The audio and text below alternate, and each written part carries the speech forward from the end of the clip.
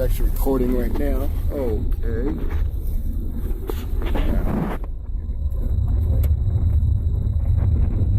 So we're rolling up to the Seismic project up here in the hills.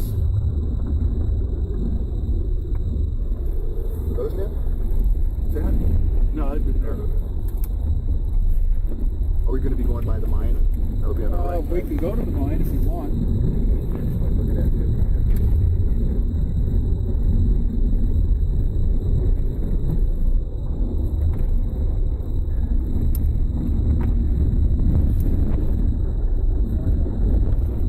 Ararat Hill. You can look out. There's the, Slow down. This is it here. right down. Yep. Okay, so look for that rock. To marker rock.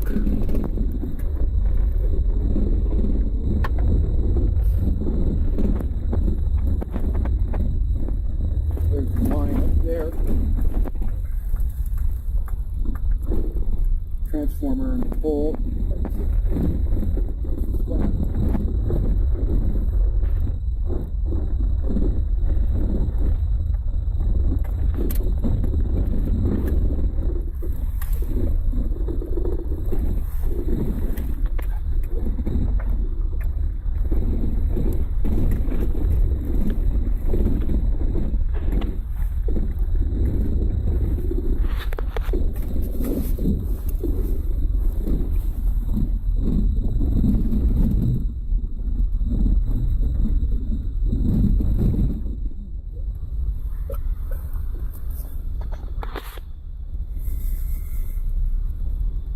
So it's with a single wire? Yeah, Is that it? yeah, that's all mine. So this should give people an idea of the scale of the project, which, how many total lines or poles? I mean, 54. so it stretches way back there and all the way up that hill there. About 1 1/4 mile long.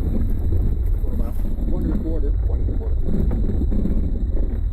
Section we're going to use is the solar antenna is going to be 4,800 feet.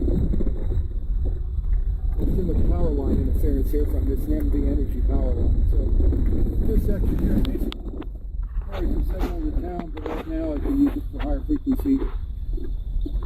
To the right, where the single line on these poles right here go all the way down that way. That would be better because you don't get the glare and all that. Yeah, the sun glare about that. And then over to the left here.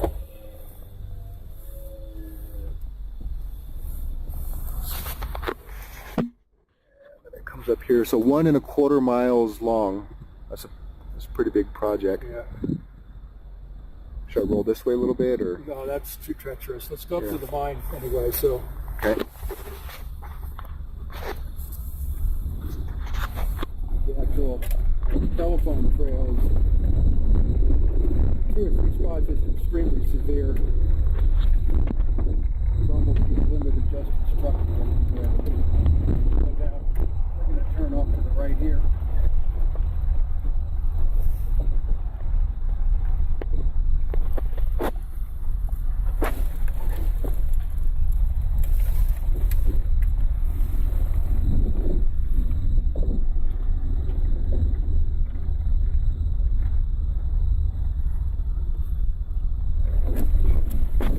Yep.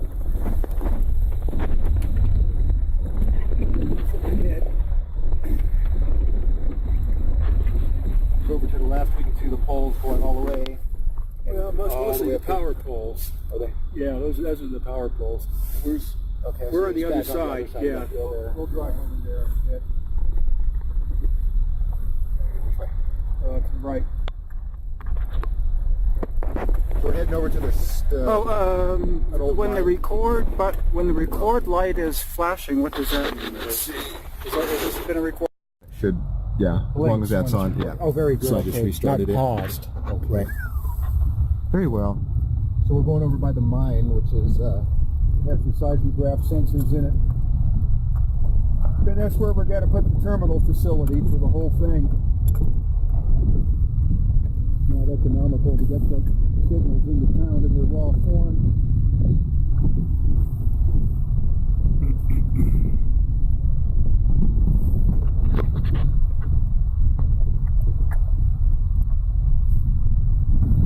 Lovely driving conditions. So, Subarus are made for. Not because his legacy is too low to the ground. The Outback's a little higher. Yeah.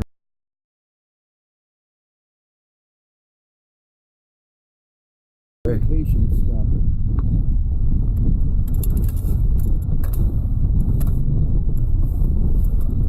Justin's pretty adamant about that.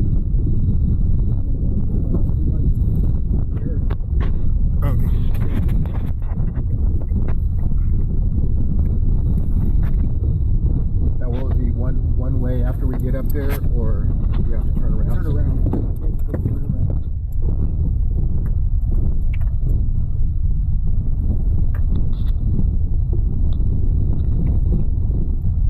Gave the civil engineer guy a tour of this whole thing in the pouring rainstorm. And the Corolla, he didn't. To him, it was a non sequitur that all this. I drove the Corolla. You can turn around here.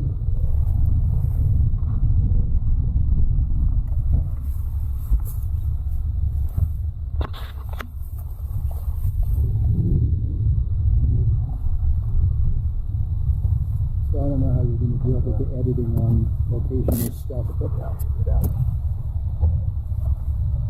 anyway, for our own purposes, if nothing else, for your own purposes.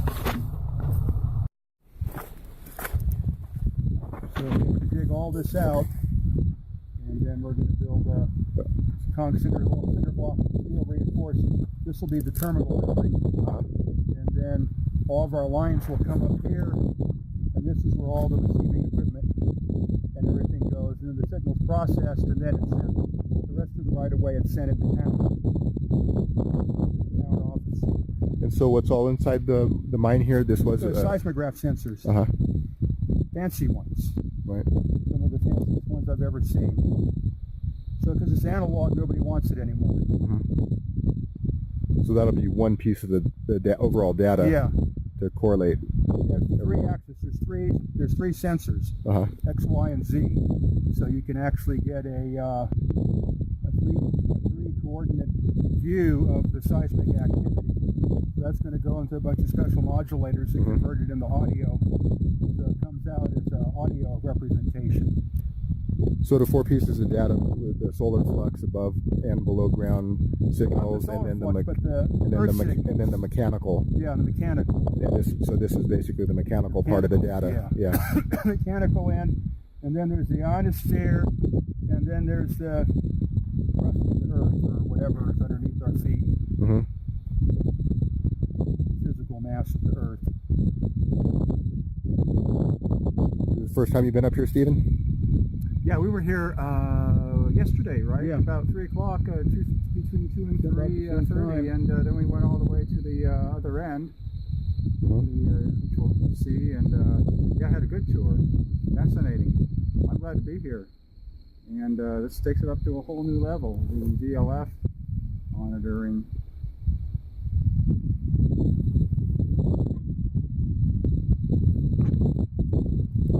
What is that? Our line follows the power company line. So, because of that interference, that section of the line cannot be used for any reception. This section here. From here in the town is basically useless for signal reception. In other words, ELF and VLF, because of the harmonics from the wide connected power system, and then they ground it all over the place. And so, send the electricity transmission line because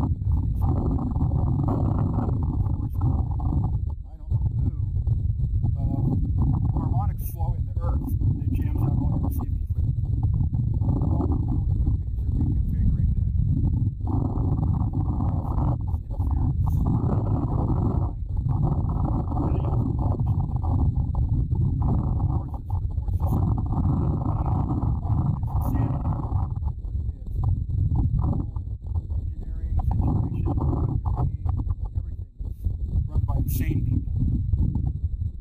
So you have to go from the lines up and down. The antenna is going to end over there, away from this power line. You're probably going to get it, but you can see where the poles keep going into the shack along that road there. See, there's a straight trail that keeps going out, and then it hits that ridge before the bigger one in the back. You see what I'm talking about? So that part will be the antenna, and then down there in that pit, because that's a good place to ground, because you can't really ground here. This is installed fused volcanic ash. It's no good for grounding. You have to drill. So at any rate, in that ravine, we can ground, and then the transmission line will carry the antenna to that pole.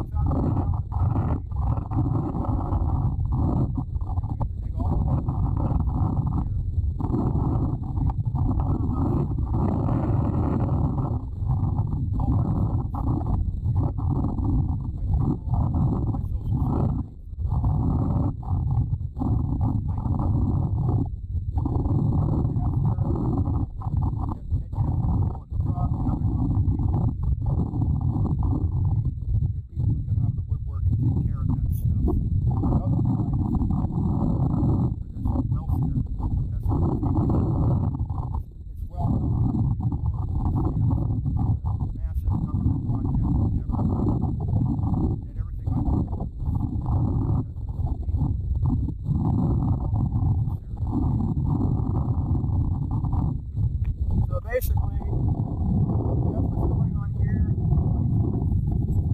No, we're not thinking about this. That's what has to be done to make it real.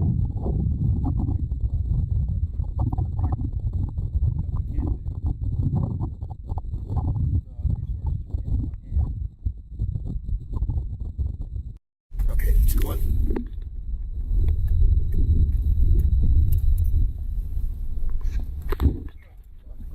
Was this that weird right turn that I ended up going down and flipping a UE and coming back because it was weirdly rutted? Is this it here? No, we got one more to go. So that mine goes back 500 feet? I think so. Judging from those tailings and being in those mines this way, being in those mines in Lone Pine.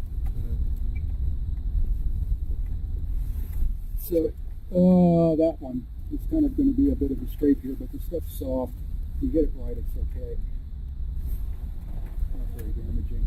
These Subarus are these are great trail cars. Yeah, there you go. Slipped right in. I suppose I could have done it. I'm just being chicken. I'm familiar with my little back roads in Inyo County, but not quite here yet. Yeah, that big rainstorm made this a lot worse. It used to be a very casual drive, but now it's oh, that ruined every place, yeah. So we went that way.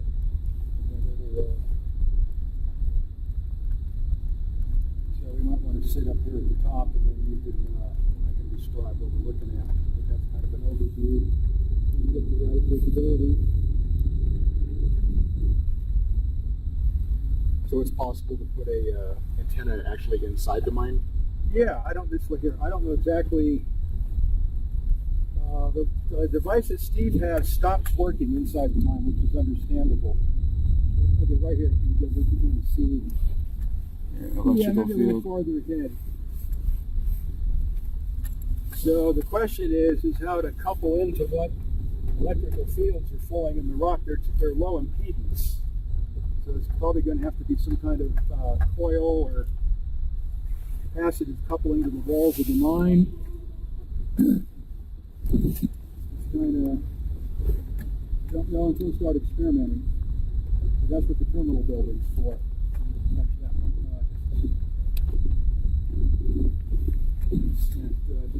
at the same place that you snapped back there, but the stuff's all soft.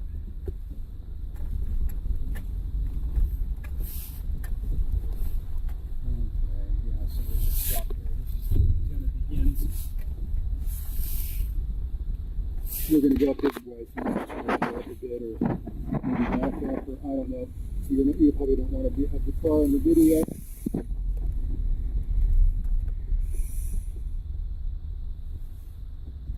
The whole strip. Yeah.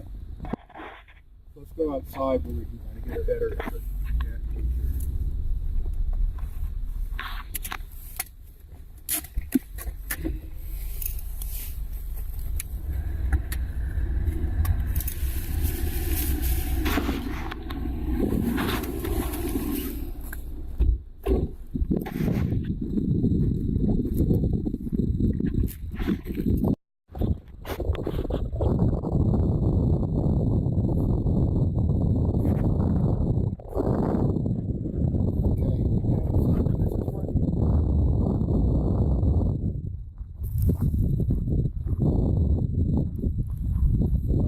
Dead end pole.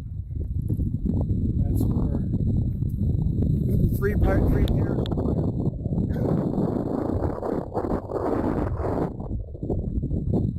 So that's going to take up our experimental array. Where those lines terminate. The line driving, filtering equipment, and sends it back to the terminal building. So that way,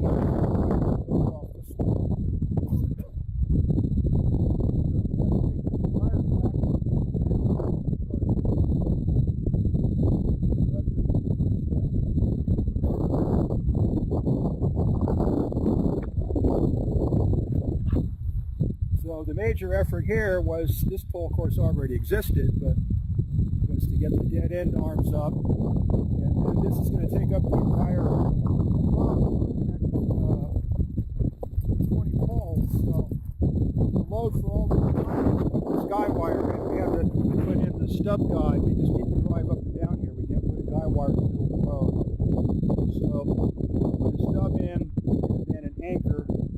This is something we dug up from pulling down the telephone line, and this is you've seen in some of the videos, all the smashed poles we found where the Hoon trucks, ran over the poles and ripped the wires apart. We cleaned up the whole mess.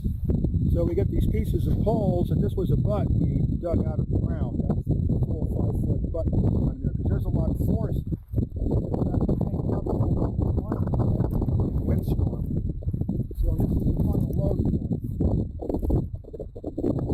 Once the wires are all tensioned, then everything pulls forward to its position, and the wires mechanical end. So later there'll be a set of cross arms going here, and this will take it back to the terminal building. So right now, that's a whole involved thing. We don't have that many cross arms. So all these cross arms in the springtime project, we put the cross arms on all these poles, pretty much the whole length of the antenna, except where the poles are bad and have to be replaced. There's 6 of those. We put up, I think about 20 cross arms. And we had to go harvest all those cross arms. They didn't come for free. They didn't fall out of a spaceship. We had to go down, and the local utility company here needed an old Army telephone line taken down that was about 2.2 miles long.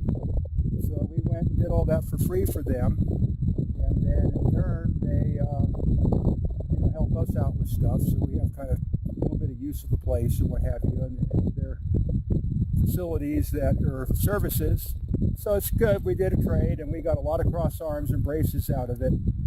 a lot of stuff to take to the dump too. The line was pretty rotten, very difficult to take down, but we got it down. So that gave us half the cross arms, and the other half of the cross arms had to come from a telephone carrier line we were moving in the Mojave Desert, and that was about 15 cross arms.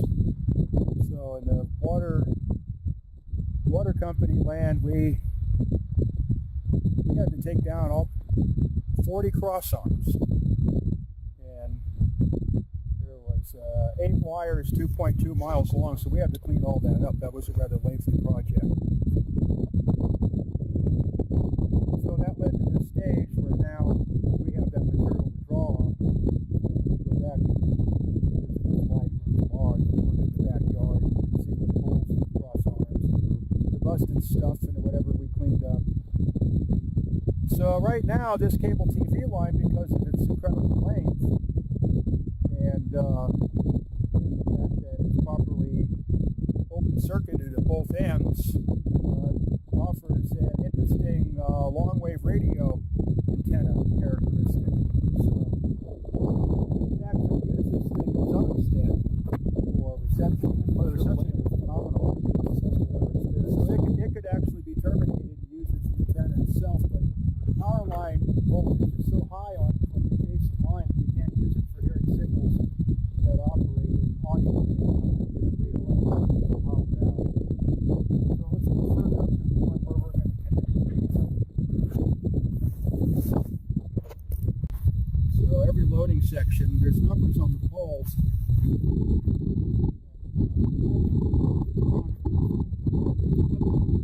Each one of these numbers is a point where the array taps into the earth and draws the signals out of the earth. So in this type of condition, we have to hire a well driller to put something between 30 and 100 feet down to get, it's got to be less than 300 ohms absolute value impedance. Either capacitive or conductive, it's got to be 300 ohms. So that's another $10,000 for all the loading sections. So we're kind of stuck on that one. So all we can do, one of the reasons for dead ending, a number of reasons for dead ending here was the maximum shielding, the fact that it's down low, and there's probably underground water here, and we're going to use the bushes as conductances and drive an array of ground rods out there, and then bring the lead in, and then that will be the first ground to start with. And then we could get an idea from that ground what's deeper down in here, and then we can determine how deep the well's got to be. So as a basic capacitor in the rock, it's got to be a minimum of 30 feet. And because these are the terminations, so there's supposed to be points of zero impedance, it's got to be 100 feet. So the holes will have sleeves because it's got to be capacitive instead of actual. Yeah. So the reason why we've kind of, with the bad weather and everything, and the fact that we really want to get some receiving system going, we've decided to use the Mojave Desert line to start with and save this thing for next year, because the work of taking the cable TV line down, the amount of ground rods it's going to eat up, try to get any type of conductivity. And the Mojave thing, wires are all up.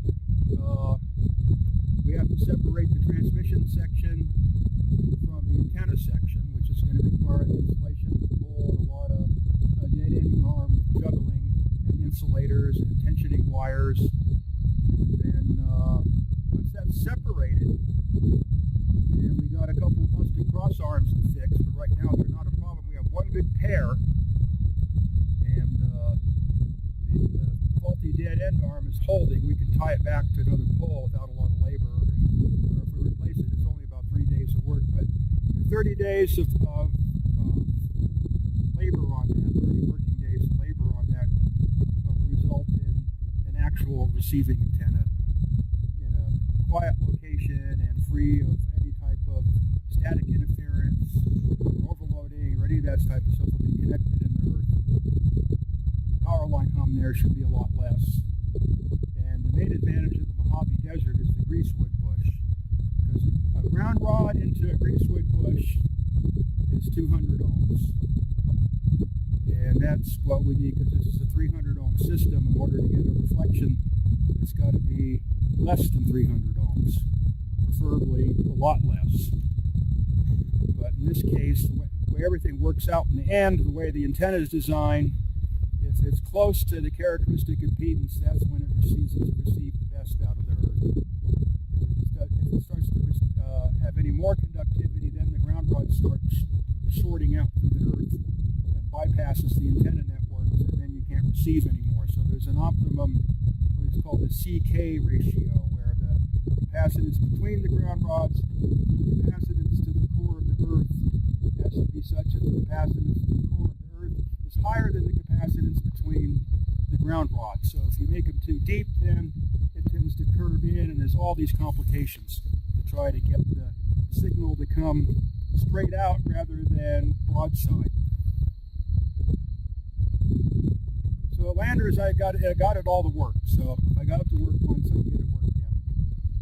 So the loading and all the sectionalizing and the complications of that out there in the Mojave, we're just going to simply go for ground at one end and ground at the other end, and then impedance matching network and repeating amplifier, and just make it a differential, nothing fancy. It's just going to be two ground rods 4,800 feet apart with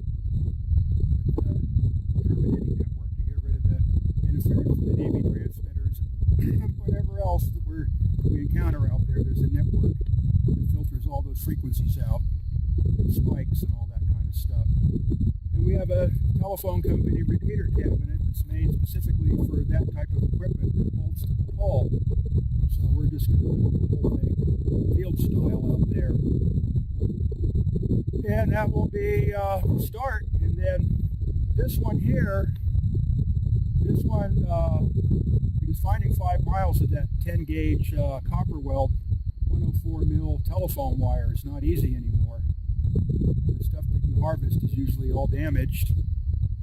So we have 5 miles of field telephone wire, which will work. We have all the insulators pretty much now, and the pins is going to be, I think, 210 glass insulators and insulator pins that are going to be required for this.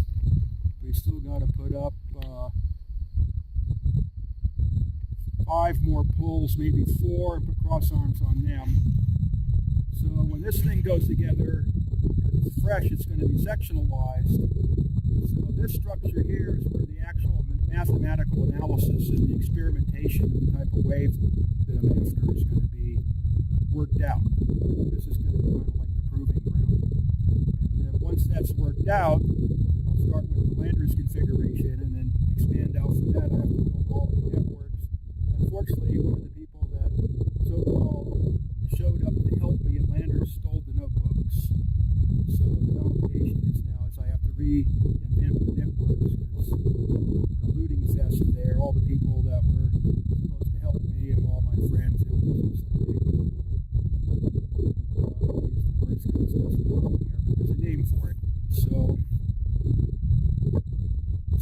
tomorrow I'll show you because I'm in the mathematical study of the networks now, I'll show you some basic networks and the space and counter space, and then those networks will be combined, and everywhere there's a network, there'll be one of these loading sections, and that network will refract the earth signals into the wire lines and then deliver it to the terminal equipment. So that network is sectionalizing phase velocity measurements, all that type of stuff. But this structure here, the whole thing can be analyzed and then mathematically defined, and that's the final design. That's the overall plan we got. So basically, weather and disasters and other constant complications and lags and frustrations and lacks of money, we complete the Mojave one by probably the way with the sewer line being broken and the truck in the shop and all that type of stuff. I don't know if we can get to it, but probably by the end of January. And then when the warmer weather comes back around again, then we're going to come out. We got to take this cable TV line down, and then we got to figure out how we're going to get all this field telephone wire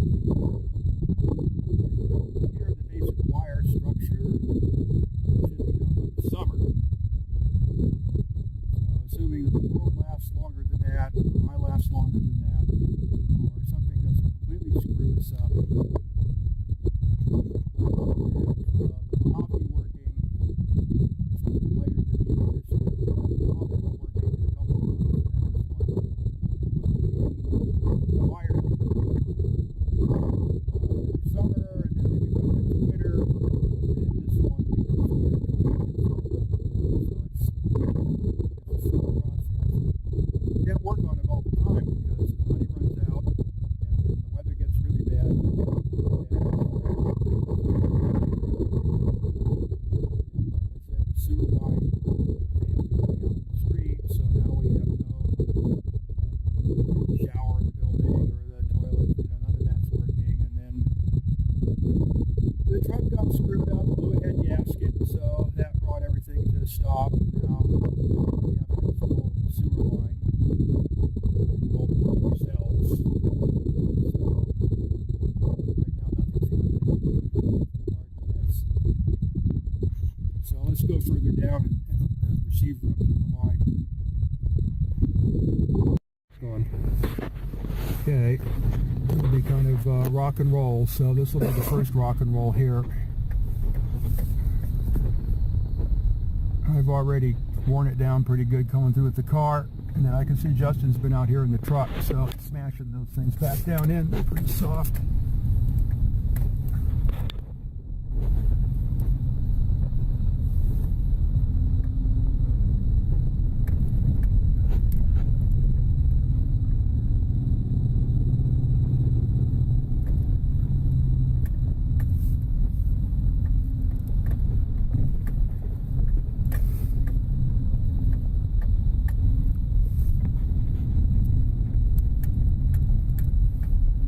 It's not as bad as it looks.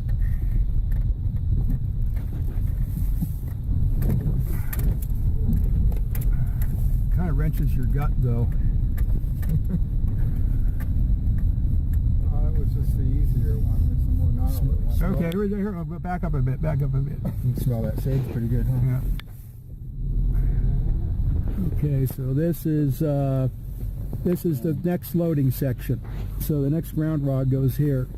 So there'll be a network here and a grounding system. So this is number 0 is the terminal, and then this one is the first mid-span.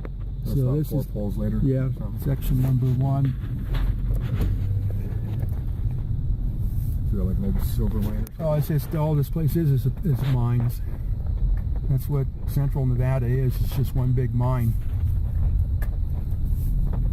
And also the one in the Elko, Okay, and I think pole 34 is the one. Maybe it was this one. Where we grounded to.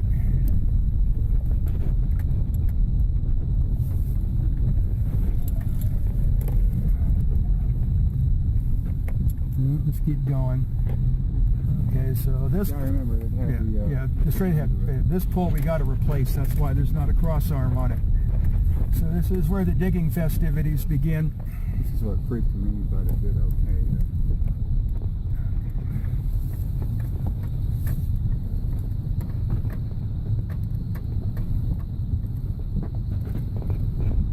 Okay, so slow down here and stop. Okay, so this is another loading section, but as you can see, the pole is rotten and aged, and it's been spliced stub, and it's too low. The wires are supposed to be, we're trying to keep everything at least 16 feet above the ground, and this is way too low because it's down in this pit. So we have to put a 30-foot pole in here. That was shown on the website, putting the pole on the pickup truck.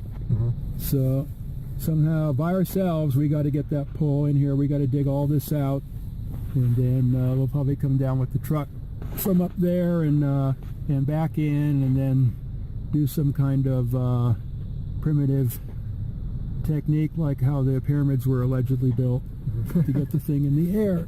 But we seem to be good at that. That's actually part of the fun.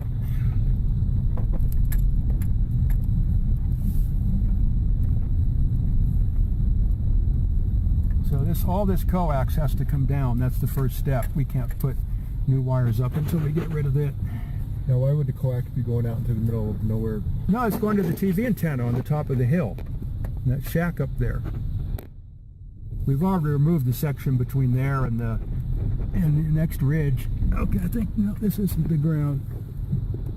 That's 33. Remember, it was 34.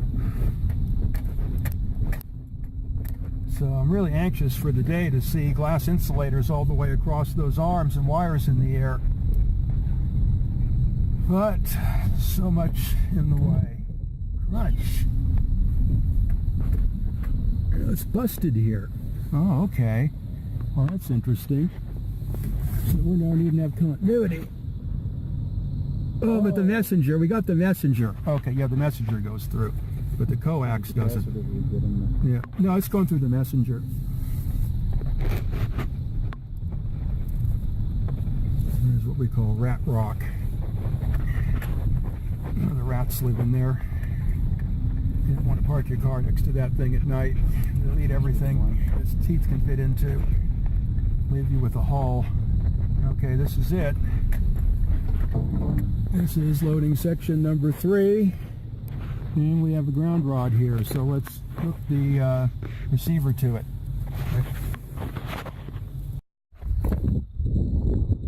Okay. So, you want to describe where we're at and what the comment on the We're towards the end of the coax, so we ended it up on the top there with the top.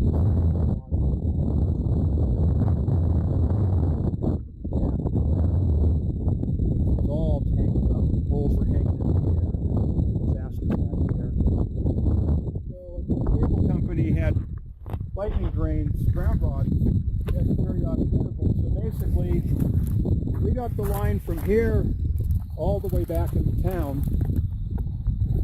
So we're talking about a good fraction of a mile of coax. So the percentage of current that's going in the ground is small, but the receiver can induce into that current. So the current flowing into the earth and the potential on the coax through that ground rod generates a magnetic field, and then the magnetic coil inside the receiver will couple it into the receiving system. So it would be best if we had a line coming down and a real ground and an input transformer and the whole arrangement, then the receiver would probably fly out of his hands. But there's so much signal coming through here that even this loose coupling signals that you normally can't receive during the day come in loud and clear. Yeah, okay. So I have just a pretty common Sony 7600 GR receiver. These are so popular. Sony's been selling this receiver for 15 years. Still at it, same model. Just massively successful. They haven't changed it. And I've been, besides my VLF interest, I've always had an interest in AM broadcast band DXing and DXing the low frequency beacon bands down there. And consequently, in the early 80s, I began to develop an interest in putting on a lot of my own radio beacons. And I have a bit of a notoriety of planting HF radio beacons all across the Mojave Desert and beyond. And also I run them when I go away trips. I run beacons from my house, usually Morse code beacons. And I try to DX them from afar. So on 5.1 kilocycles or kilohertz, with your preferences, is a famous radio beacon in Missoula, Montana, and I'll play it. It should come in just fine. I'll put it in AM mode. It's INE near Missoula, Montana. It's a really famous NDB that's been heard by DXers since the 70s. It's at the bottom end, the left end of the AM radio band, below 530 WM.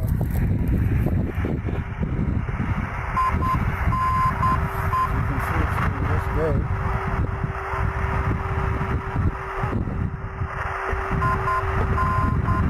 And far in the background, I'll have to put this in sideband mode. I'm running a radio beacon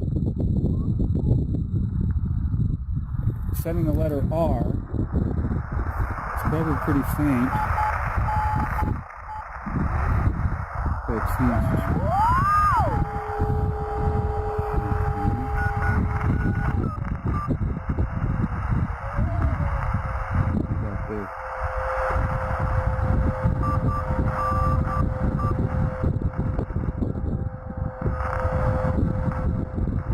right now I'm not hearing it very well, how well it was coming in yesterday, but that's just your ionosphere propagation.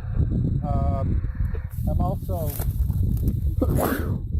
Now this is what in the DXing world they call a beverage antenna. Now this is, the longer multiple wavelengths the better. It forms like an end-fed, they can be terminated or unterminated beverages. And I've usually rolling out my own wires in the desert a couple thousand feet at times. I've sort of done my own mini beverage work, DXing, and I lived in Hawaii for 6 months in the 80s and knew a famous radio DXer there that had a whole web of mini beverages out. But this is very much a very long one comparatively. And the reception on HF is astounding too. So I'm going to tap in and see if I can pull in some of the famous beacons in the desert on 496. The signal levels aren't very strong on this. It's probably just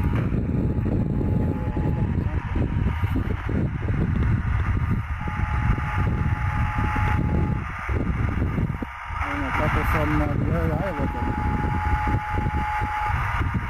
Did that thing do 160 meter band? Yeah, we want to See what we can hear on there.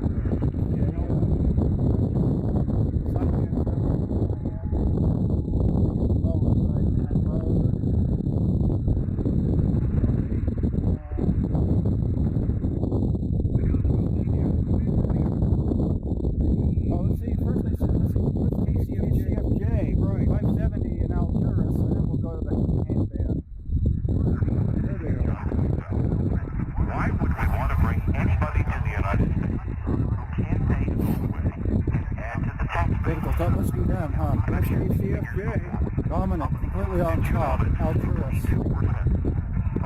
How far away is Alturas from here? Broadcasting the subject of the week. Is it an AM station? How far is it from here to Alturas? Oh, how far is it? Yeah. And I'll go to the ham band, we'll scan through it and see if there's any keys. So is that station AM or FM? AM. AM station. They have the, what's unique about that station is there's nobody else on that frequency. So when you want to do a range experiment, you're not fighting a whole bunch of different signals and not getting an indefinite reality. You know where this station's at, and there's no other stations on the air to interfere with it. And that's very rare on the AM broadcast band anymore. So that's what makes that a preferable station to find on the radio. Now, Terrace has got to be several hundred miles away from here. So we're 10 times out of the range the FCC is designated for that station. Solid. Of course, that little skyway skip now, as the sun gets low, the propagation is coming on the sphere skip, which helps. The problem is we're kind of out here at the wrong time of day. It would be interesting to be here at high noon. Although in the winter there's vestigial daytime skip on the broadcast band, so sometimes you have to wait till the midsummer and then you get the thunderstorm static. Yeah, I'll go down, nothing on 160 but you go down to the 40 meters. I'm going to stop this and restart it. 140, that's let's just broadcast band in a mod, logo, on 520.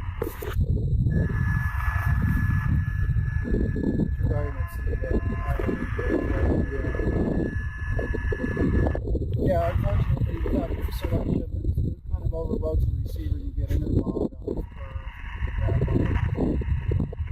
Now there's some Coast Guard teletypes.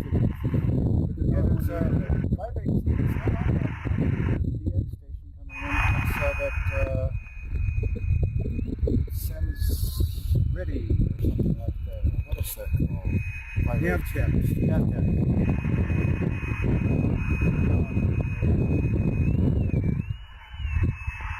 Broadcast.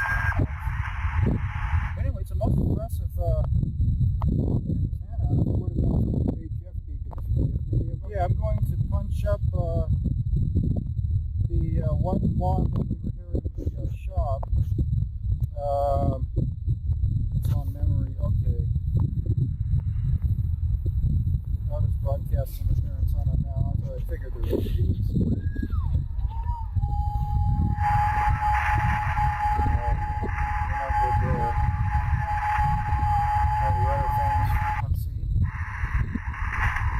here's the buzzer line. Okay.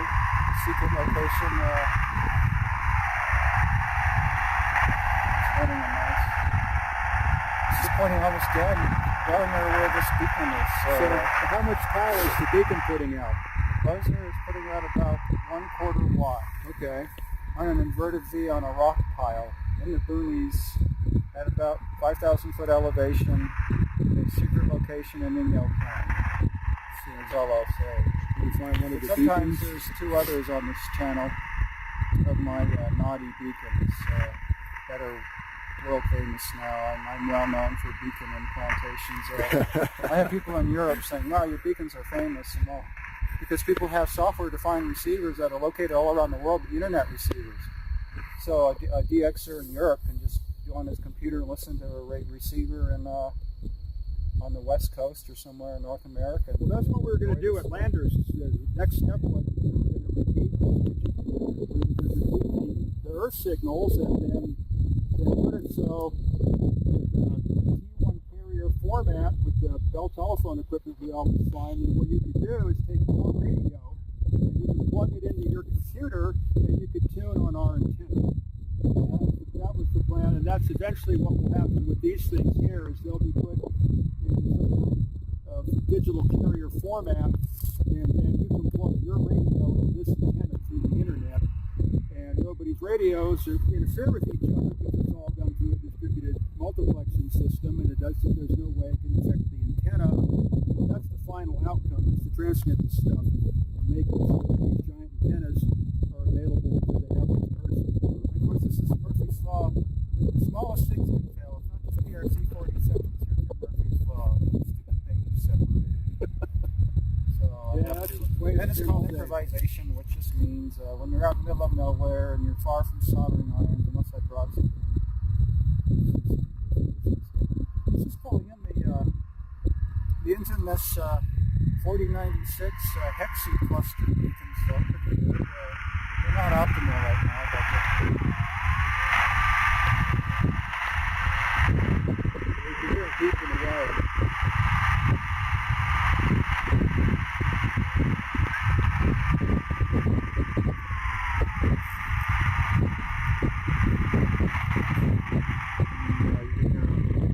the lightning storm static's a little up today. The crashing sound is far-off lightning storms, probably from the front coming in. But anyway, that's pretty good. Most impressively, though, I'm finding it does really good on let's scan through one other thing, LF section.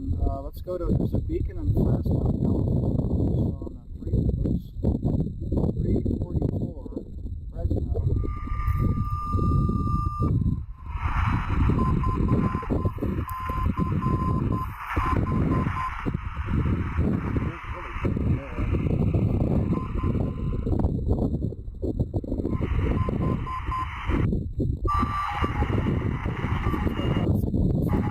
RYN in Tucson area.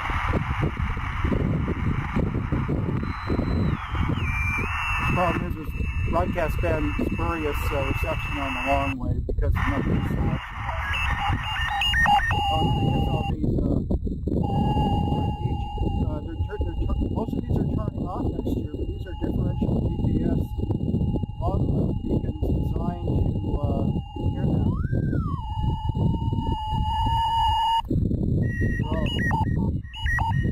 All over the band. What these things do is they allow a GPS receiver. You've probably seen those Tremble models that have a long shaft and then the domes on the top. The shaft is the LF antenna. It receives one of these beacons. The beacon corrects the error on the GPS and you get like centimeter accuracy. So about 20 years ago they stuck on all these GPS beacons. However, modern microwave technology is obsoleting these beacons, which replaced all the marine lighthouse beacons in the old days. Now they're going to turn all these off, so it's going to be an empty dial in the middle of the long wave band for listening to exotic signals from far away. Yeah, when I was a child doing this stuff, it used to be that every frequency on all the bands was occupied. It was a totally fantastic environment is its own exploration. Every frequency was utilized. All the engineering books and everything in the late 60s were lamenting that there was no more bandwidth available and how to get these signals tighter. And then the bulldozers came through in 1970 and 1980. This stuff all vanished and a little bit remained. And then when they shut down KPH and Polaris, they shut everything down. So the thing that helps you remember the date when they shut KPH down was the day that China received Hong Kong back. And at the same time, a very important network of Air Force radio stations that provided all your solar data and your hurricane data and fantastic quantities of information on regular 100 word per minute teletype. They shut all that off, and now they plan to shut it all off. And in Sitor, they had CW and Sitor, didn't they? Yeah. And KPH was very useful. I loved KPH. Of course, they were a gigantic signal. I grew up in Marin County as well. San Rafael used to go up to Point Reyes, DX, North Beach, Mountain Vision, and other locations. Bug out before the Rangers came. Then I got permission from the Rangers to set up antennas on Mountain Vision whenever I wanted to, so long as I didn't look like I was camping. And so I got to be real good friends with KPH. I used KPH as a propagation indicator on Asia for the short skip. But I also used 17088 KC for aeroscatter and meteor scatter DX monitoring. It was fascinating, that signal, the CW signal that KPH put out.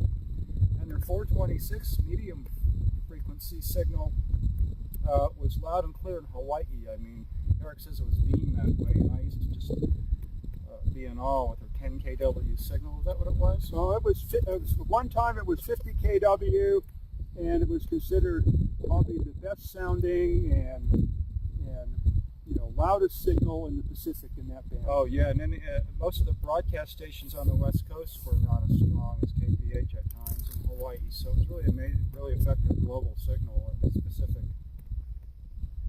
So it was a friend of mine too. So you want to go down further down the line where we still got some light? Okay, just a little bit. Yeah, it's amazing. The day that you want to show somebody something.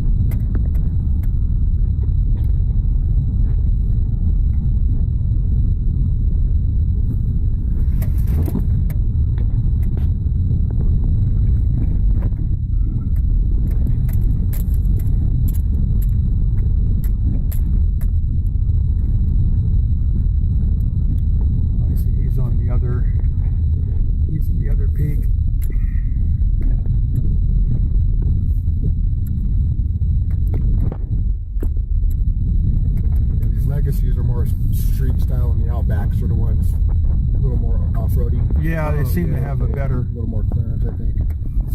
Well, might be all you have to do is change the wheels. Well, these are ice-rated snow tires.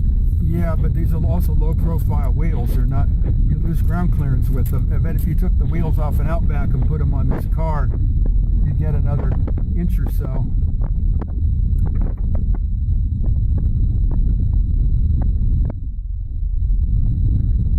That's what I do in the Corolla.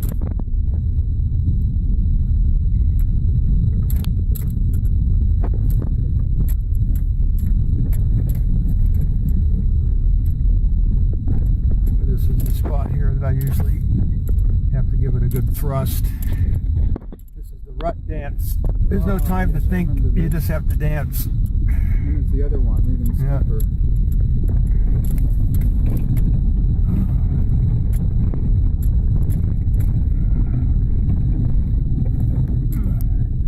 Usually straddle the ditch.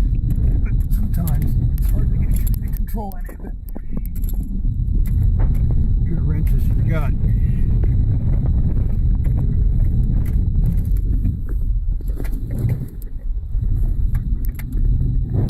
Crunch.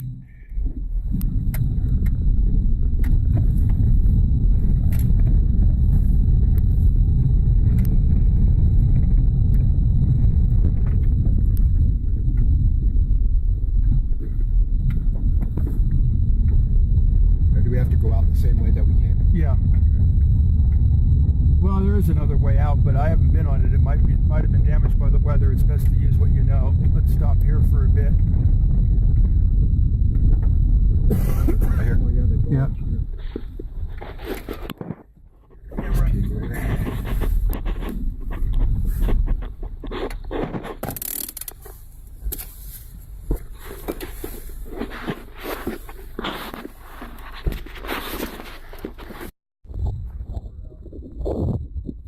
Okay. So this is the second dead end, Uh-huh. and then because the line makes a bend here, so the strain will be from pole 26 to this one is 45, and that'll be taken up here. Then we change direction, and then we have to go down here. So we're gonna have to walk this one. To this pole. Just to that pole right there? What's that? Just to that pole? Well, I want to show what we're going to do down here. So Okay. we'll start with the new section of the line here. We have a guying complication of putting the dead end guy out. They get hit by a boom truck, so take some of the strain will be taken by the original side guy. The coax continued from here. This is a bend in the line, so the original guy is the one with no insulator, and that took up the bend. But this is going to be a proper double dead ending arrangement. We don't want the bend because of all the wires and stuff. That type of strain on the pole is undesirable. We prefer each section take up the dead end. So this pole down here has another set of double arms.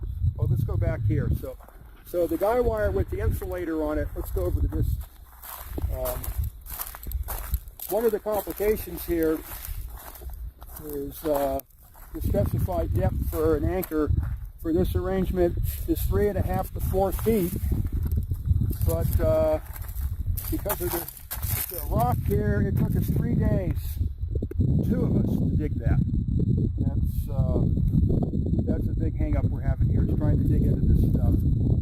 So that's part of the complication when we have to dig out holes and what have you, and sometimes the digging just becomes this completely overwhelming process. So we can't put the guy over there, so what I did is there's another set of double arms down here. So we're going to have double pin insulators on that, and there'll be a secondary guy. So there won't be so much pull this way where we can't take it up, and then the corner guy will deal with some of that stress, and then the remainder, and then the antenna is going to end out there where we're going to walk to, about where the truck came out from down there. The end of the antenna should be in there, or the pole behind it. So I'll show you what we got. This is a lot of work to do. We got to do that.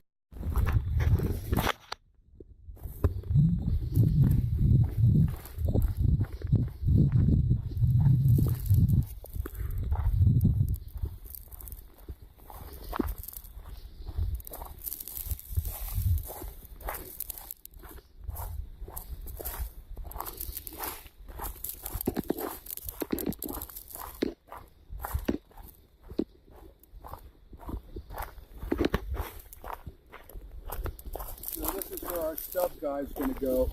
So there'll be a short pole, probably about 6 feet out of the ground, so that somebody drives through here, they don't hit the guy wire. And then this is a double arm arrangement, so some of the load will be taken up by this guy to take the load off the one up at the top. You can see back there to kind of get an idea of how we're following along here. So then after that point, as the showed on the website, everything from here back to the shack is wreckage. So we had to pull all the coax down here. Most of the poles were rotten, some of them were hanging in the air on the cable. I'll show you where I'm going to put the poles in. We have the new poles. Still have to get the cross on. There's not a lot of them. So that's loading section number 7. The number was on the side of the pole there. And I think down here in these ravines we can get a good ground, or an acceptable ground. I wouldn't call it good.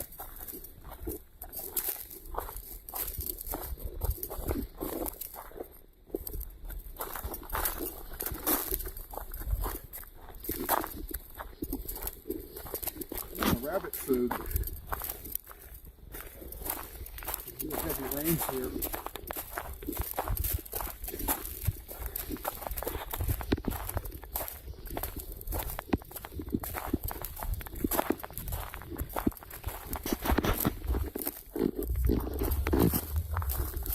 So here's one of the locations where we have to replace the pole.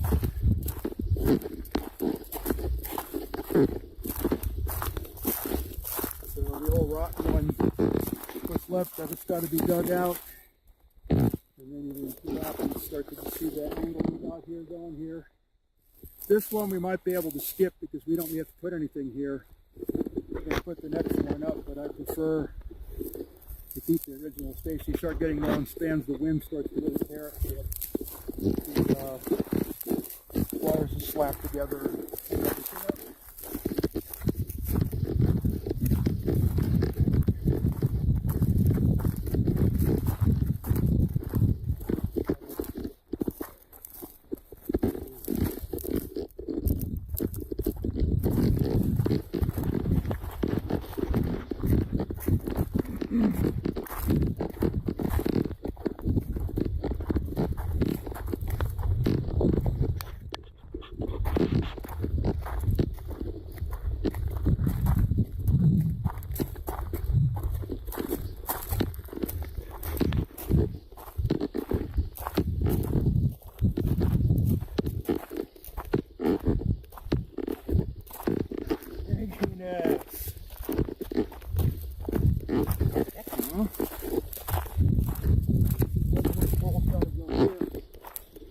There's the marker.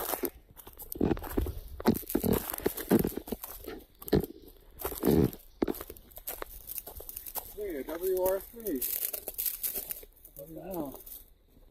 Not a lot of lightning static these days. Yeah, good.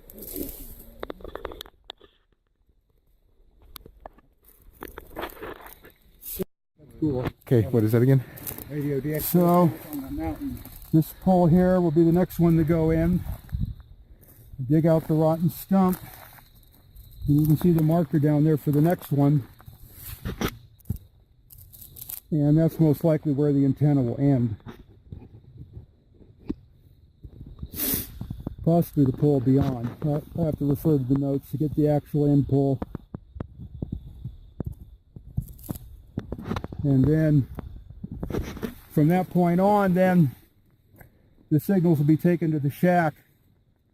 And then once the shack is, we'll go up there and take a look at the situation. Then the initial terminal equipment can get mounted in there. But we'll be so far away from the seismograph that we won't be able to do anything with that. So we can't use the same poles to carry the antenna and transmission lines. So, but that's all we got right now. So when we get this thing finally picking up signals out of the ground, that's where their signal receivers and the loudspeakers are going to go. So that shack has been totally rebuilt, right? Oh, no. It's not. Okay. It's not even real.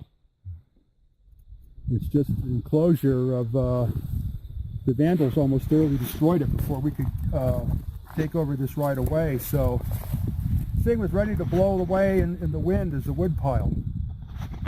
So right now it's all closed back up and has some approximation of a roof and solid, and then a door will need to be put in, and then the mess inside is beyond description. That'll have to be shoveled out.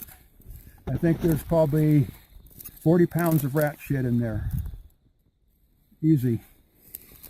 So that's always wonderful stuff to handle. Kills some people to breed the dust. So that also comes out. Virus. And there's all kinds of lovely graffiti real. Right. I got pictures of that. Genuine truck stop art forms. Right. Right. I never posted those online, but I got them. Well, when the people in the government office, the lady in the government office got the report on the condition that saw those, oh, it was funny. But at any rate, that's the lineup. So I guess we might as well go up to the shack and look at the end of the line, pole number 54. And then see the cable TV antenna we inherited, which is going to turn into a real interesting UHF beacon.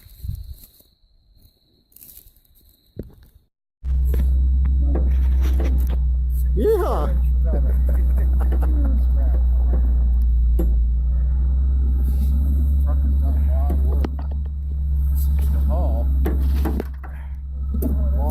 Gets around.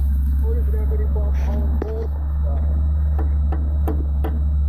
or dragging things.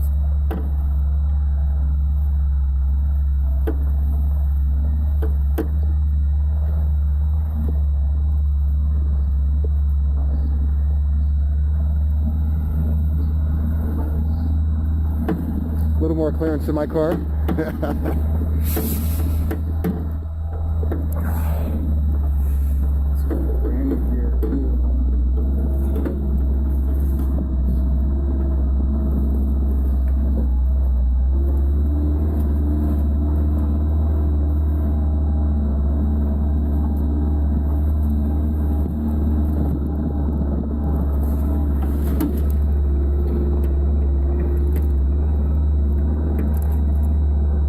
I hope that tailgate's locked.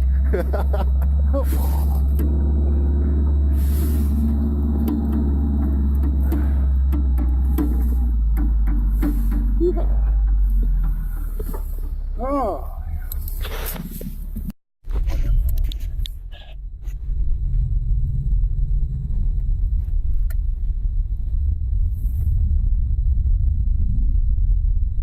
I think that thing looks like a seed, or no?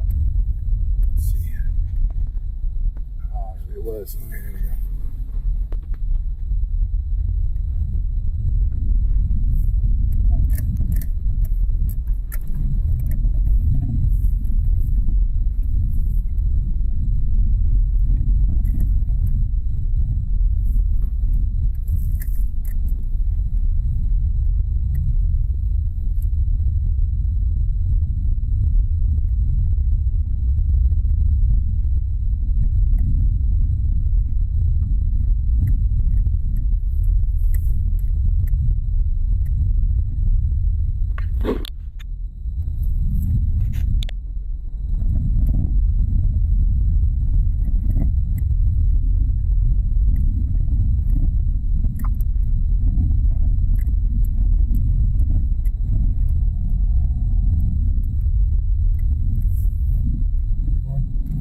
That way, yeah, you're going the right way.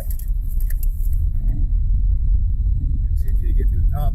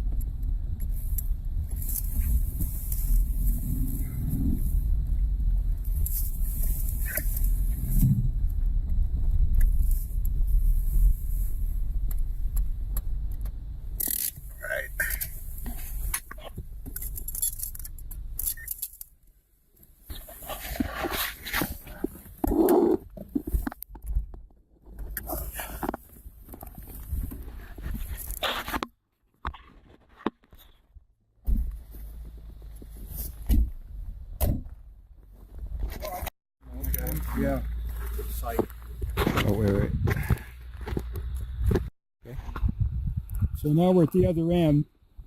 So the antenna will end down there in that nearest ravine where that one pole is standing, and then as you can see there's some missing poles we'll have to put up to get the line up to the shack, and then that'll come up to here. And, try to keep the sign out of the... Cut it out.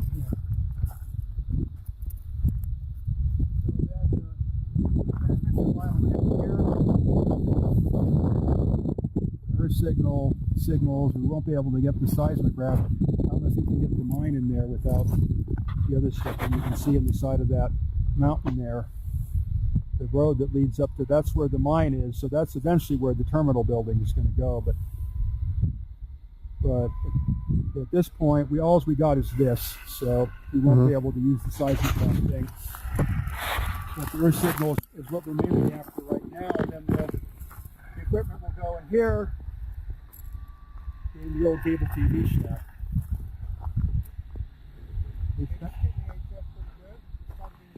Yeah. Well, there's no ground into this. This stuff is, you know, that ground is probably 25,000 ohms.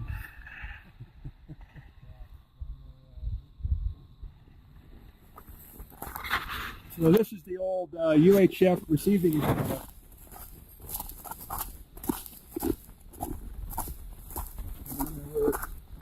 Other ones further down. This thing is almost the art form of cob. You couldn't really dig holes for acres. You filled refrigerators with rocks, and you can see how far they went down before they gave up. Trying to dig into this stuff is virtually impossible. So the plan is we have this fantastic antenna beaming out to infinity. Is to put a ham radio beacon on it, like the beacons that Steve has, except this one will be licensed and will be quite powerful. And then quite possibly that this could be used as the exit for the earth signals. So we could get a frequency from the FCC and then transmit the earth signals out from here to some other radio relay site where they can be picked up and then put into the communication system. So there's that possibility. That's one good thing about being up on this good wideband FM audio would be wonderful.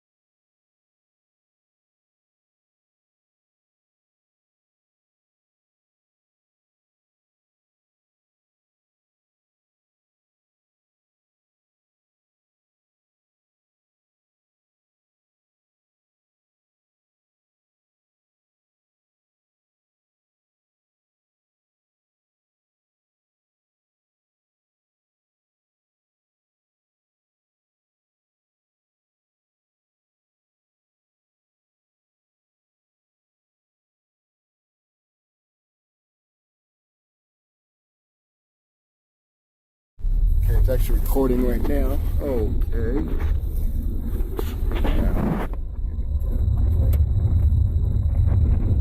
So we're rolling up to the seismic project up here in the hills. Are those new? Is that? No, I've been there. Are we going to be going by the mine?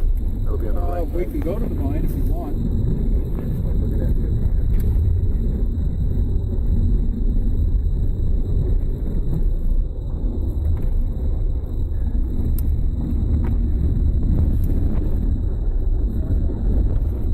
Ararat Hill.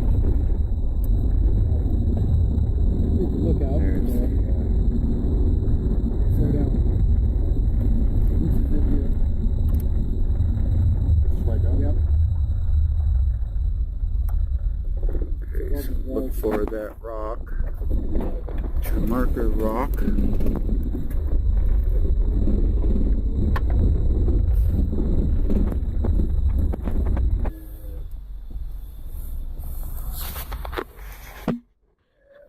Up here. So 1.25 miles long. That's a pretty big project. Yeah. Should I roll this way a little bit, or? No, that's too treacherous. Let's go up Yeah. to the mine anyway. So. Okay. The actual telephone trails, 2 or 3 spots is extremely severe. It's almost to the limit of just construction. We're going to turn off to the right here.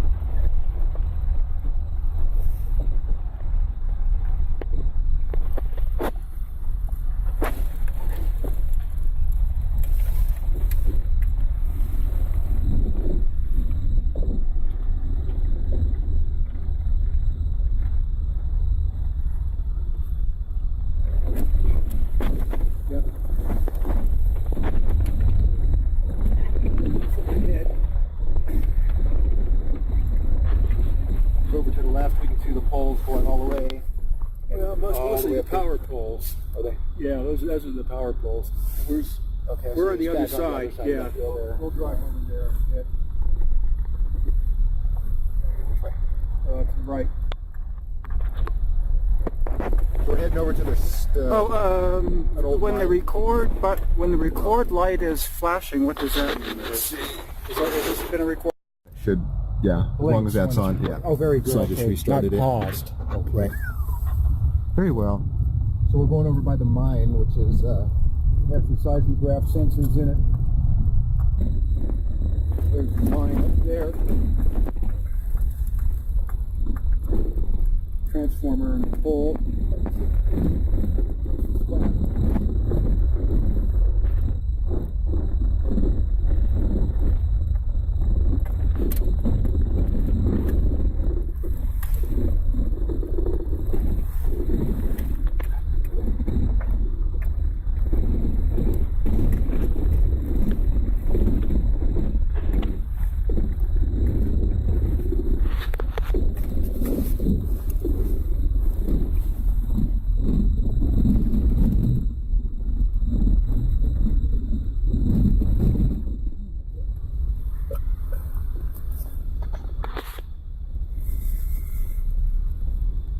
so it's with a single wire? Yeah, Is that it? yeah, that's all mine.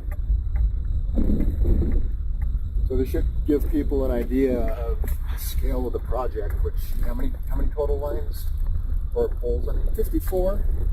So it stretches way back there and all the way up that hill there. About 1.25 mile long. Quarter mile? 1.25. 1.25.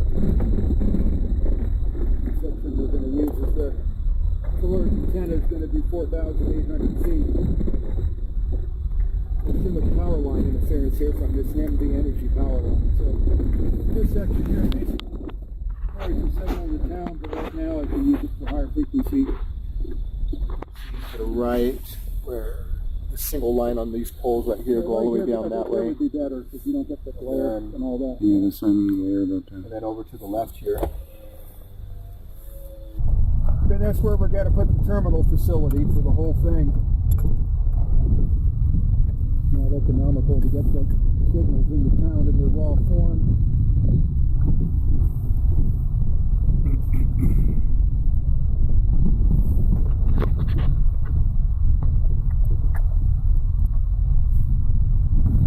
Lovely working conditions. So, the roofs are made for. Now because the legacy is too low to the ground. Now back's a little higher. Yeah.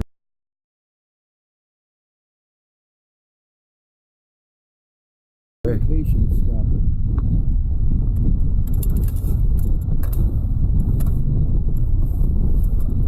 Justin's pretty adamant about that.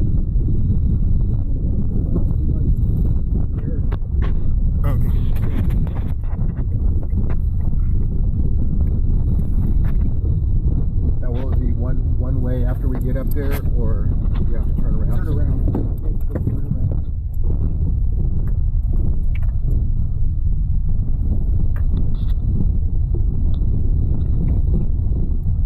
Gave the civil engineer guy a tour of this whole thing in the pouring rainstorm. In the Corolla, he didn't to him. There was a non sequitur that all this. I drove the Corolla. You can turn around here.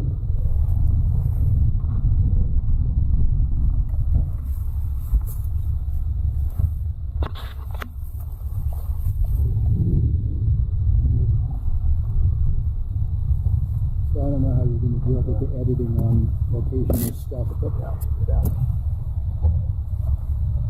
anyway, for our own purposes, if nothing else, for your own purposes. So we have to dig all this out, and then we're going to build a cinder block steel reinforced. This will be the terminal building, and then all of our lines will come up here, and this is where all the receiving equipment and everything goes, and then the signal's processed, and then it's sent. The rest of the right of way, it's sent into town office. And so what's all inside the mine here? This was seismograph sensors. Fancy ones. Right. Some of the fanciest ones I've ever seen. So because it's analog, nobody wants it anymore. So that'll be one piece of the overall data. Yeah. To correlate. Yeah, three axes. There's three sensors. X, Y, and Z.